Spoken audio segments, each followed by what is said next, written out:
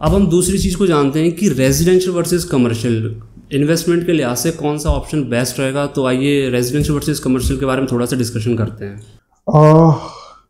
Residential versus commercial दोनों में क्या कोई मैच है? अलग अलग डिफरेंस है।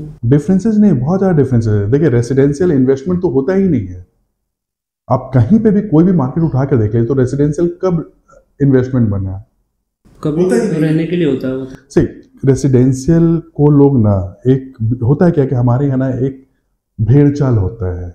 जब मार्केट तेज होता है तो सारे लोग आते हैं, मार्केट जब गिरता है तो सारे लोग भागने की कोशिश करते हैं। अभी क्या हो रहा है कि पिछले जो कोविड सेकेंड वेव आया था उसके बाद रेजिडेंशियल मार्केट ठीक हुआ। जब बिकॉज क्या था कि लोग पहले छोटे घर में रहते थे, उनको लगा कि नहीं अब मुझे बड़े घरों की जरूरत है, तो लोग बाहर निकले। प्लस लोगों के दिमाग में एक साइकोलॉजिकल था क्या कि मार्केट डाउन होगा डाउन होगा। जब उन्होंने देखा कि कोविड का टाइम निकल गया, मार्केट डाउन नहीं हुआ, तो जितने सारे अंदर बैठे हुए थे बंदे सारे बाहर आ गए। बट बाहर आने का भी तो एक लिमिट होता है ना। सारे बाहर आ गए, सबने अपना यूनिट जो खरीद लिया, तो उसके वजह से क्या हुआ कि रेजिडेंशियल मार्केट अप हो गया। लेकिन आप इन्वेस्टमेंट की बात करो तो आप रेजिडेंशियल को इन्वेस्टमेंट तब करेंगे ना, जैसे कि मैंने एक फ्लैट लिया, वो flat ready to move in हो गया, मैं उसको रेंट आउट करूँ और जो मुझे रेंटल मिले, या फिर जो मैंने इनिशियल लेवल पे बुकिंग कर दिया था, थोड़ा सा पैसा दिया, लाइक 10%, 20%, 25% पैसा दिया और मुझे अब 4 साल बाद देना है, और जो 4 साल का जो एप्रिसिएशन आ रहा है उसको हम इन्वेस्टमेंट बोलेंगे। हाँ, ये होता है। बट ये आप एक तरीके से ये समझ लो कि एक रिस्की मार्केट भी हो जाता है। जो आज आप मार्केट देख रहे हो ना, 2012 का मार्केट भी ऑलमोस्ट सेम था। अच्छा, सेम था। उस समय प्रॉपर्टी का रेट काफी तेजी से भाग रहा था, स्पेशली गुड़गांव का तो बहुत तेजी से भाग रहा था। उस समय जो लोग भी नया लॉन्चेज आ रहा था, मैं आपको एक एग्जांपल देता हूँ कि आईरियो का कॉरिडोर है, 2012-13 में वो प्रोजेक्ट आया था। जब लॉन्च हुआ तो 12,750 का रेट था। उसके बाद वो मार्केट जो डिप हुआ कि 6,000 तक पे चला गया था। आप 50% कर गया पूरा, गिरा है। आप डीएलएफ बहुत अच्छा नाम है। 2012-13 में उसने अपना 2 प्रोजेक्ट लेकर के आया था, अल्टीमा और प्राइमस। जिस रेट पे उन्होंने लॉन्च किया था उस समय, वो मुझे जहां तक याद है कि अल्टीमा जब लॉन्च हुआ था तो 8,500 रुपये का बेसिक प्राइस था, प्लस अदर चार्जेस करते करते 10,500 11,000 पे चला गया था। बीच में एकदम डाउन हो गया था, गिर गया था। सेम चीज प्राइमस के साथ था। तो मार्केट जो अभी क्या है ना, क्या मैंने अभी आपसे एक लाइन बोला कि इंडिया जो सेंटिमेंट पे चलता है, लॉजिक पे नहीं चलता है। अभी मार्केट जो चल रहा है, आप देखो किसी भी बिल्डर को उठा करके देख लो आप रेजिडेंशियल में, पिछले 2 साल में बहुत सारे लॉन्चेज हुए। बिल्कुल, हाँ। बहुत सारे लॉन्चेज हुए 2 साल में। स्पेशली हम लास्ट 1.5 साल की बात करें तो बहुत सारा लॉन्चेज हुआ है। मैं बात करूं तो M3M का 111 में क्राउन आ गया, देन स्मार्ट वर्ल्ड का आ गया, देन अलान का प्रेसिडेंशियल आ गया, देन हीरो का आ गया, देन शोभा का आ गया, देन गंगा रियलिटी आ गया, देन सेंट्रल पार्क आ गया, देन डीएलएफ आ गया। एक के बाद लगातार ऐसे ऐसे बिल्डर अपना लॉन्च कर रहे हैं। लाइक नवराज बिल्डर है, वो आ गया। देन एमआरजी को आप देख लो, रुक ही नहीं रहा चीजें। तो होता क्या है ना कि बिकॉज मार्केट अच्छा है, मार्केट अच्छा है तो हमारे यहाँ सारे इन्वेस्टर मार्केट में घुस गए हैं। लेकिन ये एक डरावना सेगमेंट भी है। अच्छा, बिकॉज होता है क्या है कि आप कभी भी देखना कि जब मार्केट चल रहा है, नया नया लॉन्चेज हो रहा है, लोग घुस तो रहे हैं, कहीं गॉड फॉरबिडेन जो 2012 के बाद 2013, 14, 15 में जो सिचुएशन आया था, 1 साल के लिए भी वो चीजें आ जाता है तो मार्केट रुक जाएगा। लोगों का पैसा ही चला जाएगा। पैसा तो नहीं जाता, रियल एस्टेट में कभी किसी का पैसा नहीं जाता है।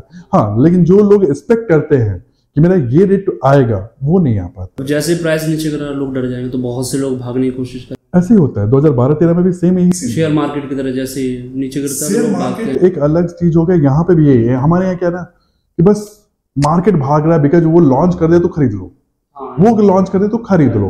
अब 2012-13 में भी देखोगे ना तो उस समय भी यही सेम चीज था कि रेसिडेंशियल में कोई राइस एक्सपोर्टर आ गए थे तो कोई गुटखा वाले आ गए थे, पूरा का पूरा टावर अंडर राइट कर रहे थे और ले रहे थे। बाद में सारा चीज रुकता चला गया था। बिल्कुल। तो एक होता है ना कि मतलब मैं ये उम्मीद नहीं कर रहा हूं, बिकॉज इंडियन इकोनॉमिक सेंटिमेंट जो है वो अभी काफी अच्छा है। उम्मीद कर रहे हैं कि 2024 को जो अभी आने वाले इलेक्शन है उसमें बीजेपी आएगा तो सेंटिमेंट उतना हिट नहीं करेगा। लेकिन जिस तरीके से भाग रहा है वो रुकेगा। तो एक होता है ना कि यहाँ पे सोच समझ करके इन्वेस्टमेंट के पॉइंट ऑफ व्यू से रेसिडेंशियल को समझना चाहिए। मैं कमर्शियल की बात करूं तो उसका उल्टा हुआ है। आफ्टर कोविड कमर्शियल बिल्कुल ही रुक गया है। अब किसी भी मार्केट को उठा लो, चर्चा ही नहीं होती है बिल्कुल लोगों के बीच। लोग चर्चा ही नहीं करे वहां पे जो इन्होंने इन्वेस्ट किया। बिकॉज कोविड के बाद क्या हुआ, ऑफिस वर्क फ्रॉम होम होना शुरू हो गया, ऑफिसेस खाली।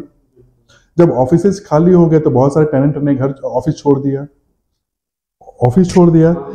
रिटेल मार्केट पिछला 1.5 साल तक तो ऑलमोस्ट डेड था ना, बिकॉज लोग जा ही नहीं रहे थे, रेस्टोरेंट बंद हो रहे थे, बहुत सारी चीजें बंद हो रहे थे।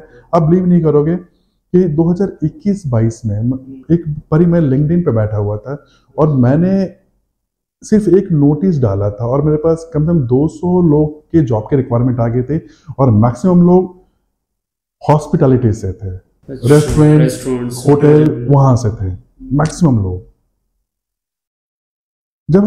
लेकिन मार्केट धीरे धीरे करके फिर से चलना शुरू हुआ है, अभी होना शुरू हो गया, ऑफिसेज भरने शुरू हो गए हैं, रिटेल भरने शुरू हो गए हैं। तो जैसे जैसे भरेगा फिर से ही चलना शुरू हो जाएगा। जब हम इन्वेस्टमेंट की बात करते हैं तो इन्वेस्टमेंट हमेशा कमर्शियल होता है। कमर्शियल जहाँ इन्वेस्टमेंट वहाँ कमर्शियल। इन्वेस्टमेंट का मतलब ही कमर्शियल होता है।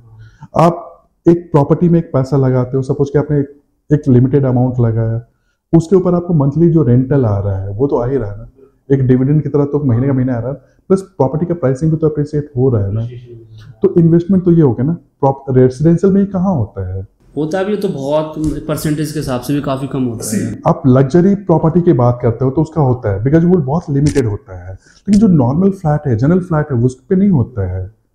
आप आज भी देख लो मार्केट में 2012 में जो प्रॉपर्टी का रेट था, आज मार्केट बहुत तेज है, लेकिन जो रीसेल हो रहा है वो उसी रेट पे हो रहा है जो 2012-13 का रेट था।